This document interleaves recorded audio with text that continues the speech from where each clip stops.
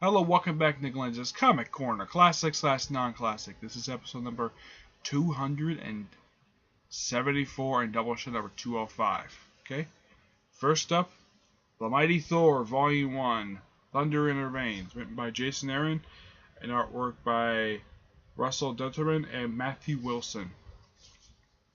Yeah. Well, actually, Matthew Wilson is the colorist. Yeah.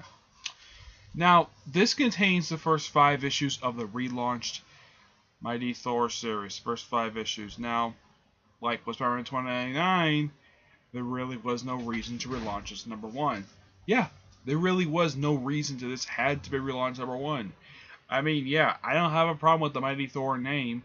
It's just that it really did not need to be relaunched number 1. Couldn't you just keep the numbering and just put the name Mighty on the name of the title? Nope. We had to launch number 1 because we're stupid. That's what I honestly feel about the relaunch. Sorry about that. It's an alarm on my phone. Yeah. That's what I honestly feel as though is that Marvel just simply does not care. All they cared about was releasing the number 1s. And I am very happy the fact that this series is continuing. This one, along with the next one, is definitely continuing after Civil War 2, and thank you was not being relaunched again because that was dumb last year. Okay, but the story is simply, it's basically, yeah, it's a continuation of Thor Volume 4, but some time has passed by. I mean, Jane's still going through the whole cancer stuff, and unlike in Mighty Thor number 8, where you see, oh yeah, it's Jane Foster, like, readers know it's Jane Foster. And here's the thing. As of right now, the only person who knows Jane Foster's female Thor is in fact Sam Wilson, aka Captain America. Is it reflected here? No, I don't think it is. One thing good about this series is that unlike some of the other Marvel titles, this is not coming out twice a month. This is only coming out once a month. And the issues in here only came out just a few months ago. Yeah. Not too long ago, the issues in here came out. Yeah, I mean, one of the biggest driving points of this thing is that eventually you get a chance to see female Thor versus Odin. That's a pretty awesome fight. Also, there's a couple things I did want to point out in here. First of which, Loki becomes evil again. Yeah, he becomes evil again. And he, though he's kind of fake yet, but he does this thing where he becomes multiple versions of himself that he's done over the years. Like, if you look at the guy, like this guy right over here, that's the Jack Kirby outfit. That's the outfit Jack Kirby gave him back in the 60s. But yeah, one thing I noticed very closely about this version of Loki, is it just me, or is that, did the artist just draw him like, where's a good picture of it? Here we go. Is it just me, or does that look like Tom Hiddleston? I am not kidding about this. That looks like Tom Hiddleston. So I keep thinking though, really? Was there a point of drawing like Tom Hiddleston? Yeah. This is the case of Marvel trying to copy the movies.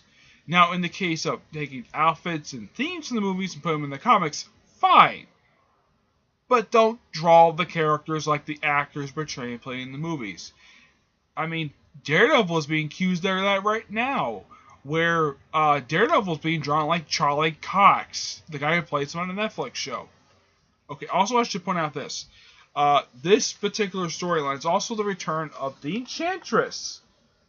Yeah, first time anybody's seen this character since, I would say, the Loki Agent of Asgard series. Yeah. It's nice to see the character. And I love the fact they haven't changed her outfit. Thank you. Unlike, I don't remember if she showed up. I don't think she showed up in the Thor comic that came out in the 90s. Unlike everybody else who changed her outfit in the 90s, I don't think she showed up in the 90s at all. So, yeah. But this is still really, really good. It's so far currently 8 issues, and issue 8 just came out just, I think last month came out. Yeah. Issue 8 came out last month after, yeah, the 2 issues that came after this are just completely pointless. Yeah. But, yeah. 5 awesome issues. Highly recommend it. My friend Edgar, he loves this series very much. He loves the character Thor. Now, as far as I know, yes, the original Thor is getting his own spin-off title. Yes, it's called The Unworthy Thor, and it's also written by Jason Aaron. Which means that for the Marvel Now 2.0, by the time that comes around, he'll be writing 5 titles for Marvel. That includes not only the 2 Thor titles, the 2 Doctor Strange titles, and Star Wars. 5 titles for Marvel. I mean, people accuse Bendis of taking too much work. And yet Jason Aaron, is going to be on 5 books. Okay, fine. Lemire is on about 7. And Bunn is on pretty much about that same much too. And yet people blame Ben, and people criticize Bendis for taking on too much work. Maybe you should also point to blame at other writers take on too much work. I mean, is Jason Aaron taking too much work? Not really, no. But yeah, still good. 9 out of 10. I did recommend picking up, plus the 2 Mighty Thor trades, which do precede that, which that is a continuation of. Next, of course, is Spider-Gwen, Volume 1. And this is the second trade collecting issues from the series. Now, I will not refer to these, even despite the fact that this was relaunched and it's the first 6 issues of the volume. I will refer to these by their appropriate number. You see, the issue numbers in here are issues 6 through 11. Not Volume 2. Now, you might be critical, like thinking, oh, it's Volume 2, issues 1 through 6. No, it's Marvel being stupid and not allowing this title to release. Like, I think of the fact that this book has released 11 issues so far. Yeah, just like All New Hawkeye, this book was also relaunched after only publishing 5 issues. That's right, 5 issues, and then back number 1. Like I keep saying, this is one of those titles, like, was it necessary to relaunch these number 1? No, it wasn't. If you want to launch new number 1s, fine. Launch new number 1s. Don't relaunch already regularly publishing titles back number 1 just because you want to basically just because you want to up like top DC. That's really what Marvel's being accused of right now, trying to top DC. Even right now, they're trying to do that with the whole bringing back the Marvel Now 2.0. And thank you for allowing this title not to be relaunched again, because that was stupid last year. Anyways, the story in here is simply just a continuation of what happened in the previous book. As a matter of fact, it picks up like not long after the previous book. 6 issues in here. First 2 issues dealt with something that should have been explored in the previous book, in the previous issues. The stuff with the lizard. Yeah, that gets wrapped up with only 2 issues, so in fact this is a 6-parter. And then pretty much a majority of the rest of these issues deal with Harry Osborn becoming the Green Goblin. And at the end of it, Captain George Stacy retires from the police force. Yep. And it says next Spider-Woman. Okay, now I should point out that the writing is done by Jason Latour and the artwork is by Robbie Rodriguez. Yep. I have got to hand it to Latour. He's doing a great job with this character. I mean, he's been writing this character for over a year now. I mean, I think this book is about the current book that's being published right now. I think it's about almost 10 issues in, so that's simply about 15 issues. So, Latour is doing a great job. I know some people have since dropped this title because for some people it's not getting interesting. But, me, I'm still reading it.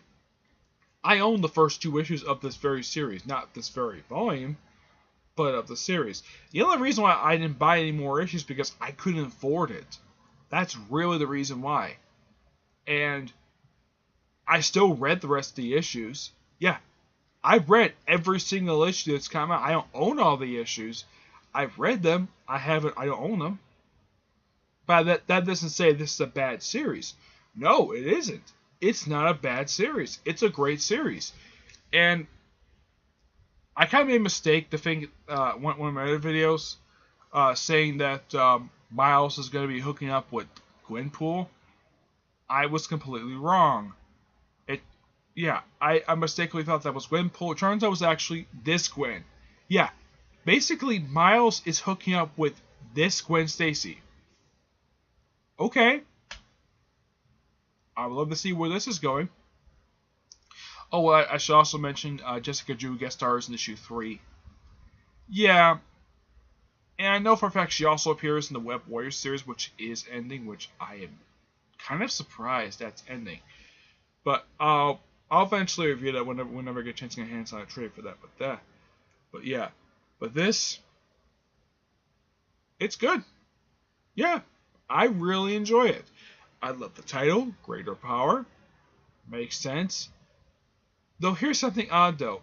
Now, the reason why I said this is the second trade is because the previous trade was Volume 0. They also did the same thing with Howard the Duck and Old Man Logan, where they released trades for those series and they released them as Volume 0. I honestly do not understand what is with the Volume Zeros. Why? Because you wanted your Volume 1 to collect the first issues of your relaunched stuff. Okay. Look at, let's say, before I continue, The Mighty Thor. This is Volume 1. It's not Volume 0, it's Volume 1. Probably because this didn't add some adjectives to the book. That's probably the reason why that... the fact that, yeah, it's called Radioactive Spider-Girl, but that's kind of the name of the story. Well, this time it's called Greater Power. That's actually the name of one of the stories. I don't know which one it is, but that's just a nickname for the series. And there's one issue entirely focused on this her world's version of Daredevil, who never became Daredevil, and he's the Kingpin's lawyer, and he's a dick. Yeah. But yeah, like I said, awesome series. I do highly recommend people who want to try something new, and lucky enough there are 2 trades out, so you can easily catch up with Spider-Gwen. Unlike, let's say, Thor, which has a bunch of trades, Spider-Gwen only has 2. Yep, she only has 2. That's it. It will take you just 2 trades, plus the most recent few issues that's come out for the series, and you're completely caught up. Yeah, it's that easy. So, because this one is still good, I get this book 9 out of 10. Alright, that's it for this episode. Stay tuned for the next episode of the series, which will be my 275th episode, and Doubleshot number 206. Okay, till then, see you there. Bye.